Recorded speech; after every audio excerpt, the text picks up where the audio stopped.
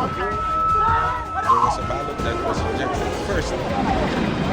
Live mula sa GMA Network Center, ito ang 24 Oras.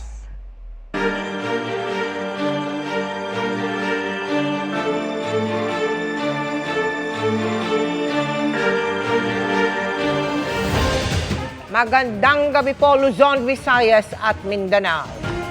Ilang oras na lang bago ang inaasahang pagharap ni dating Pangulong Rodrigo Duterte sa pre-trial chamber ng International Criminal Court. Nagpunta roon kanina ang kanyang anak na si Vice President Sara Duterte. At sa kauna-unahang pagkakataon, mula nang dalhin sa The Hague ang dating Pangulo, nagsalita ang bise tungkol sa ama. We're currently talking to the ICC personnel inside so that we can do a visit and then we can attend the initial appearance later this afternoon. So we'd like to request your indulgence, so to allow us some sort of space so that we can give you some information. We'd like to thank the Dutch Ministry of Foreign Affairs. They have assisted me in my arrival here in the Hague. And then we'd like to thank as well the Philippine Embassy here in the Netherlands for their assistance as well. And we'd like to thank the support of our kababayan here in the European Union and around the world for former President Rodrigo Duterte. Yesterday, there was a conference with lawyers, and we are here right now trying to access the former president. Kasama rin doon ng bise, sina Senador Robin Padilla at si Attorney Harry Roque. Sabi ni Roque, sa ngayon, si Attorney Mejaldea pa lamang ang kinikilalang abogado ni Duterte. Pero kung pagbibigyan daw ng korte, 3 ang magiging abogado. Hinihiling daw nila na ipagpaliban ang appearance ng dating Pangulo. Hindi pa raw nakikita sa ngayon ang bise at ang dating Pangulo. May mga dahilan kami, pero susubukan naming ipaliban itong kauna-unahang pagdinig na ito. No? Pero itong dahilan namin ay pribadong ipararating sa mga mahistrado.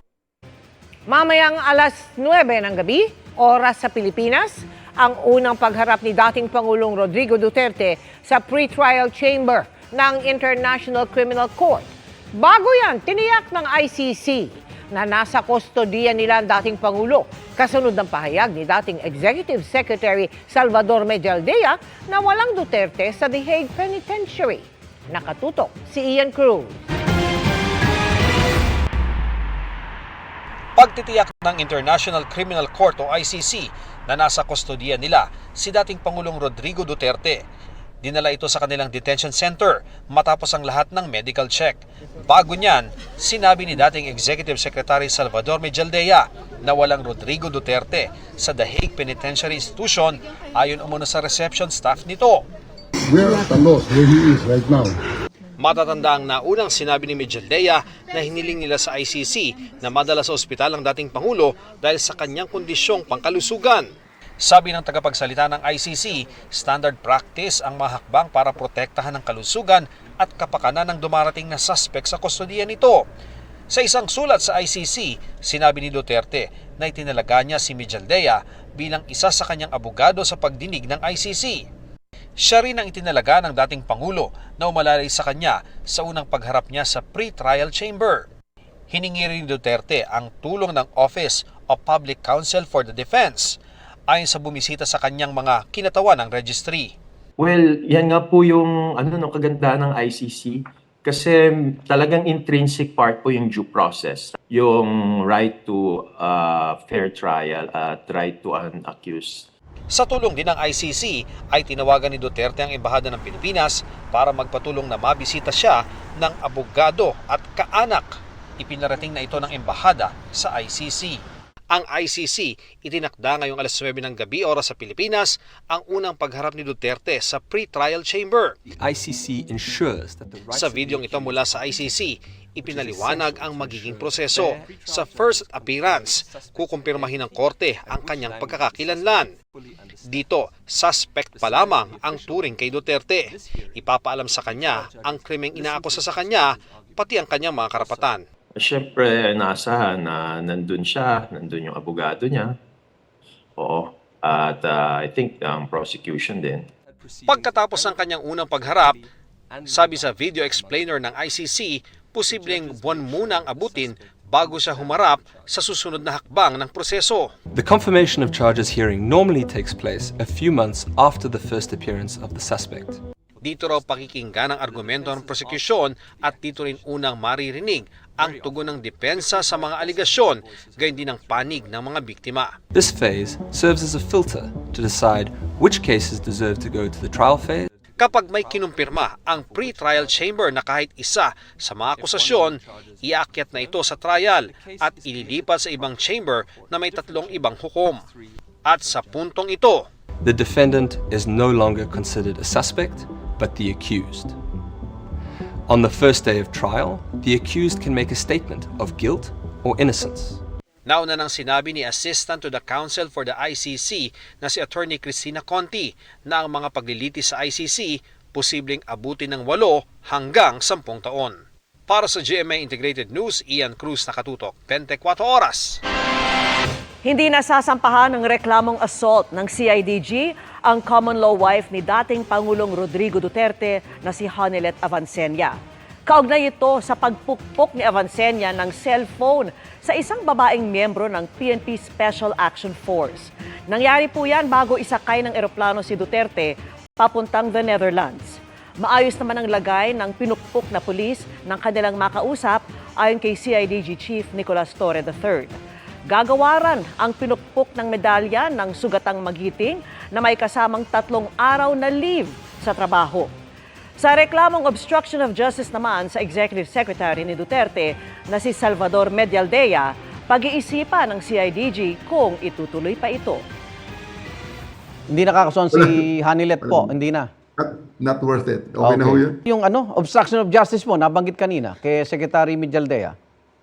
Wala na rin. Natin pagbalik niya, pero sa tingin ko sa ngayon, I'm not really bent on filing that case. Itinanggi ng Davao Regional Police ang impormasyong nakarating umano kay Davao City Mayor Baste Duterte na may planong salakay ng mga otoridad ang bahay ni dating Pangulong Rodrigo Duterte sa lungsod. Napasugod ang alkalde sa bahay ng ama, gayon din ang mga taga-suporta ng pamilya Duterte na nagkasapa ng vigil. Gayunman, hindi niya nabanggit kung saan galing ang informasyon. Sabi ng pulisya sa rehiyon, wala silang pinull out ng mga pulis para i-deploy sa bahay ng dating Pangulo. Wala pong katotohanan na merong gagawing raid sa bahay ni FPRRD or sa kanyang mga anak. So sila, gusto sila mo tanaw, anana. Ang problema diha, wa ko'y salig sa liderato na to karon.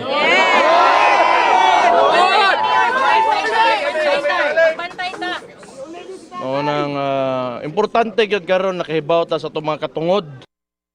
Samantala, sa ibang mga balita, may git 300 milyong pisong halaga ng hinihinalang shabu ang nasamsam mula sa 2 babae sa Muntinlupa.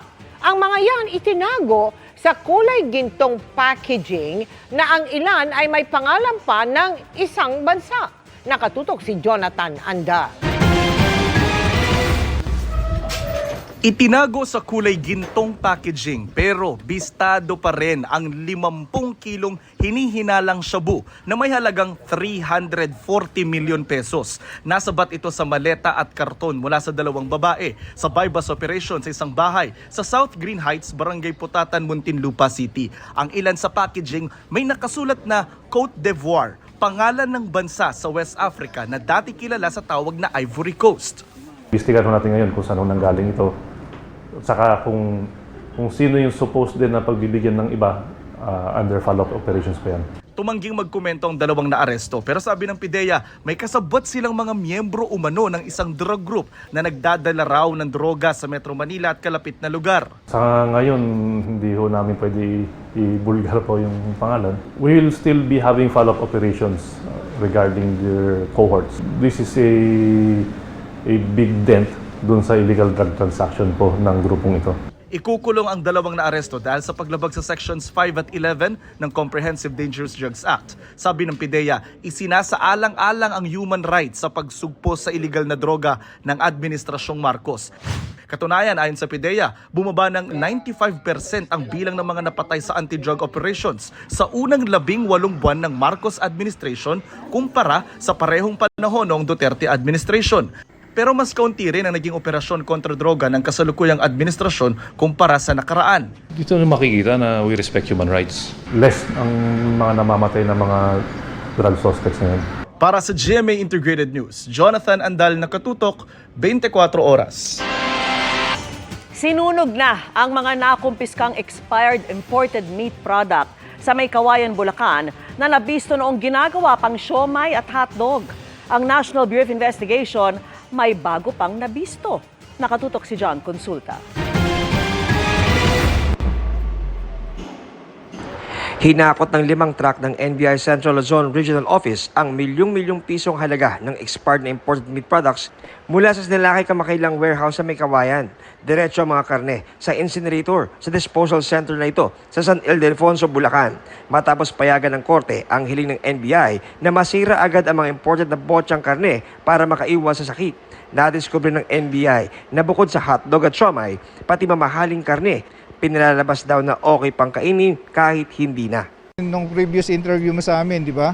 Mga ordinary meat products lang, kumbaga yung pangmasang meat products. Subsequently, nakita namin, as we went deeper, meron din silang mga pangmamahaling produkto tulad ng Angus beef, tenderloin, iba't ibang klase ng steak na nandun, na expired na rin. Tuloy-tuloy raw ang backtracking at follow-up operation ng NBI Celro para matukoy kung saan binabagsak ang mga imported na botsa. Public health ito eh. Kailangan mapangalagaan ng mamamayan natin. Kaya pang mga katulad nito, mga ganitong item na hindi dapat mapunta sa merkado, dapat i-eradicate natin diretso o hulihin man. Para sa GMA Integrated News, John Consulta, nakatutok, 24 oras. Balikan natin ang pinakahuling sitwasyon sa The Hague sa Netherlands, kaugnay ng hinihintay na unang pagharap ni dating Pangulong Rodrigo Duterte sa pre-trial chamber ng ICC. Makakausap po natin ngayon si GMA Integrated News stringer Andy Peñafuerte III. Andy, anong inaasahan nating mangyayari ngayong umaga dyan sa The Hague? Ilang oras na lang bago yung kauna-unahang pagharap ni dating Pangulong Rodrigo Duterte sa ICC Pre-Trial Chamber 1. Andy? Mel, magandang gabi dyan sa Pilipinas at magandang umaga dito sa The Hague. Sa loob nga ng 2.5 oras magko-convene ang pre-trial chamber at sa ngayon po kasalukuyang sinusubukang makita ni na Vice President Sara Duterte, dating Presidential Spokesperson Harry Roque, Senator Robin Hood Padilla at dating Executive Secretary Salvador Mijaldea ang dating Pangulong Rodrigo Duterte sa Hague Penitentiary Institution. 1.4 kilometers ang layo niyan mula kung saan tayo nakatayo ngayon dito sa ICC.